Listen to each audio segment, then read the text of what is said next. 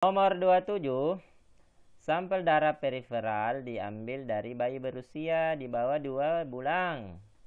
Sampel darah tersebut digunakan untuk analisis berbagai tipe sel aktif secara imunologis dan titer antibodi sel CD4+ dan CD3+ merupakan sel T helper dan sel CD8+ dan CD3+ merupakan sel sitotoksik. Sel CD19+ merupakan sel B. Hasil analisis tersebut untuk pasien adalah sebagai berikut. Jadi keterangan plus itu meningkat, minus sama dengan menurun, 0 itu normal. Di sini ada tabel tentang hasil dari analisis 4 pasien. Ada pasien 1, pasien 2, pasien 3, pasien 4. Di tabel ini ada ditunjukkan kalau pasien 1 itu dia ada terjadi peningkatan serum IgM. Lalu di pasien 2 dia peningkatan jumlah sel polimorfonuklear. Nah, lalu pasien 3 itu ada penurunan sel CD4+ dan CD3+ yang kita ketahui CD4+ dan 3+ merupakan sel T helper ya. Kalau berdasarkan soal ini. Kemudian di sini juga di pasien 3 itu ada peningkatan CD19, garu IgG serum, IgM serum dan IgA serum. Serum IgA, IgM, IgG. Lalu di pasien 4 itu semua mengalami penurunan kecuali sel polimorfonuklear. Tentukan apakah pernyataan berikut benar atau wrong atau salah atau Muhammad salah. Baik, ini tentukan apakah pernyataan berikut benar atau salah. 1A. Pasien 1 kemungkinan mengalami respon sekunder terhadap infeksi patogen. Jadi katanya pasien 1 yang meningkatkan di sini adalah serum IgM-nya, katanya dia mengalami respon sekunder terhadap infeksi IgN ya. Ini adalah salah ya, salah. Kenapa? Karena sesuai dengan fungsinya IgM itu dia berperan dalam merespon paparan antigen di respon primer atau respon awal ya. Jadi kalau ada peningkatan IgM itu berarti adalah tubuh pasien 1 itu dia terpapar antigen yang berbeda atau itu adalah antigen baru sehingga itu adalah respon primer ya. Seperti itu. Kemudian yang kedua, pasien 2 kemungkinan sedang mengalami inflamasi. Jadi inflamasi itu bahasa sederhananya adalah luka ya atau peradangan. Di sini dikatakan pasien 2 itu yang meningkat secara drastis adalah sel-sel polimorfonuklear. Sel-sel polimorfonuklear ini disebut juga sebagai sel-sel yang bergranula atau sel-sel darah putih yang punya granula ya, sel-sel polimorfonuklear. Jadi dia ada 3. Yang pertama ada basofil. Basofil ini biasa dia berperan ketika ada terjadi alergi pada tubuh. Lalu eosinofil ini dia berperan dalam mengatasi parasit. Lalu ada neutrofil, dia terkhusus ya, atau pada umumnya dia untuk mengatasi bakteri. Nah, sedikit saya memberikan gambaran tentang proses inflamasi. Jadi ini kan yang B ini kan benar karena yang meningkat di sini khususnya itu adalah neutrofilnya ya.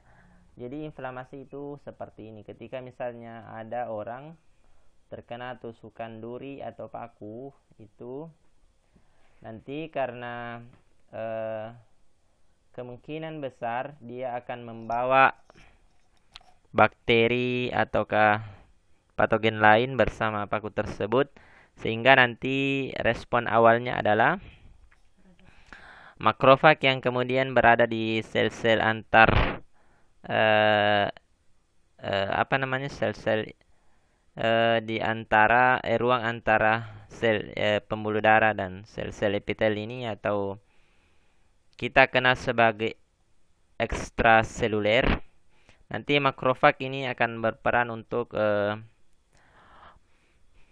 menelan secara endositosis, ya, fagositosis bakteri ini, lalu menghancurkannya.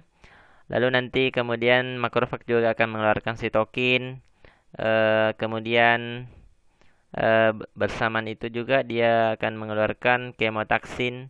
Nah, inilah yang berperan nanti memberikan respon kepada sel pembuluh darah, ya, pembuluh darah. Nanti sel pembuluh darah ini secara diapedesis, neutrofil di dalam sel pembuluh darah ini akan keluar menuju bagian ekstraseluler ini, yang kemudian nanti dia juga neutrofil, ya, ini akan berperan untuk mencerna bagian dari bakteri ataupun patogen yang masuk ke dalam kulit bersamaan dengan kita tertusuk duri atau paku. Jadi peranannya itu adalah untuk menetralisir patogen, ya, agar kita tidak mengalami infeksi. Di sini juga ada sel-sel mast yang juga berperan untuk memberikan sinyal kepada neutrofil yang ada di dalam pembuluh darah. Jadi singkat saja. Yang ketiga, pasien 3 kemungkinan mengalami infeksi HIV, human immunodeficiency virus, ya. Itu bahasa Indonesianya. Ini benar, ya. Yang ketiga kita lihat tabel dulu. Di tabel 3 itu pasien 3 itu yang kentara di sini adalah dia mengalami penurunan jumlah sel CD4 plus dan sel CD3 plus, lalu ada peningkatan sel-sel 19 plus, baru ada IgG, IgM dan IgA. Ini ada kemungkinan dia terserang HIV. Kenapa benar? Karena sel CD4 dan sel CD3 itu kan terdapat pada permukaan membran sel-sel imun seperti T-sel, ya. Biasanya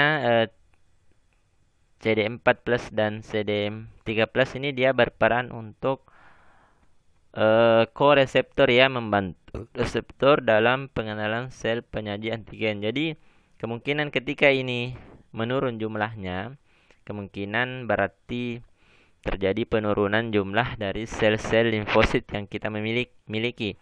Di mana kita ketahui bahwa HIV ini dia menyerang sel-sel limfosit kita, sehingga dia bisa merusak sel limfosit yang berdampak pada penurunan jumlah CD4+ dan CD3+. Kira-kira begitu pendekatannya. Lalu di sini kalau kita lihat di sini ada peningkatan jumlah dari Ig, serum Ig. Jadi ketika IgG, ya, dimana kita ketahui bahwa IgG itu dia berperan dalam merespon invasi dari virus, ya. Jadi ketika IgG bertambah menunjukkan adanya invasi berupa virus. Jadi itu saja yang bisa kita tunjukkan dari tabel ini, ya. Adapun kemudian IgA, lalu IgG itu dia lebih berperan dalam secara umum, ya, ketika ada paparan antigen di pertama kali, ya, atau paparan awal seperti itu. Lalu yang keempat terakhir, pasien D kemungkinan mengalami kelainan pada hematic stem cell. Ini salah. Di sini kan yang kentara adalah hanya jumlah sel polimorfonuklear, atau kita sebut saja sel darah putih yang bergranula, yang tetap normal jumlahnya. Yang lain di sini dari imunoglobin G, M, dan A, lalu sel-sel CD, dan jumlah limfosit total itu dia berkurang. Tapi kenapa salah? Karena jika kemudian ada kelainan pada sel ini, maka jumlah sel polimorfonuklear juga berkurang, karena ingat bahwa sel hematopoietic cell stem ini kan dia adalah sel primordial ya. Nanti akan berdiferensiasi menjadi sel-sel darah, sel darah merah, sel darah putih. Sedangkan yang kita kenal di sini sel polimorfonuklear juga adalah sel-sel darah putih. Jadi kalau memang ada kelainan di bagian hematopoietic stem cell, itu berarti juga ada penurunan dari jumlah sel polimorfonuklear. Karena sel polimorfonuklear ini juga berasal dari sel hematopoietic cell stem. Nah, adapun imunoglobin itu beberapa diproduksi juga setelah ada paparan antigen atau invader ya. Jadi dia bisa saja berkurang atau bertambah jumlahnya, bukan karena adanya kelainan pada hematopoietic stem cell, tapi itu tidak berlaku kepada imunoglobin secara keseluruhan, cuma beberapa saja. Nah, di sini saya berikan informasi tentang 5 tipe imunoglobin ya. Yang pertama ada imunoglobin A. Ini imunoglobin A ini kan adalah antibodi alami yang kita bisa dapat ini di air liur atau kena saliva, ada di keringat, air mata, mukosa, cairan lambung. Biasanya ini berperan sebagai antibodi sekretori. Atau dia kalau secara umum itu dia akan memberikan lapisan kepada bakteri supaya dia tidak menginfeksi sel kita, seperti itu ya. Lalu ada IgD. IgD ini dia berkaitan dengan sel B. Seperti IgM, dia berperan untuk membantu sel B dalam mengenali antigen. Dia sebagai penanda. Lalu juga IgM juga seperti itu. IgM ini seperti yang di bagian nomor 1 tadi, dia berperan dalam respon awal sebuah antigen. Lalu IgE itu dia kebanyakan pada serum, dia berikatan dengan sel mast dan basofil. Walaupun ikatan antara mereka ini, sel mast dan basofil, itu masih jauh lebih efektif ketika neutrofil yang bekerja dibandingkan antar sel mast, basofil dan IgE ya. Kombinasi mereka masih dikalahkan oleh efektivitas dari neutrofil. Biasanya IgE ini untuk melawan infeksi cacing, parasit, dan pada keadaan kita alergi.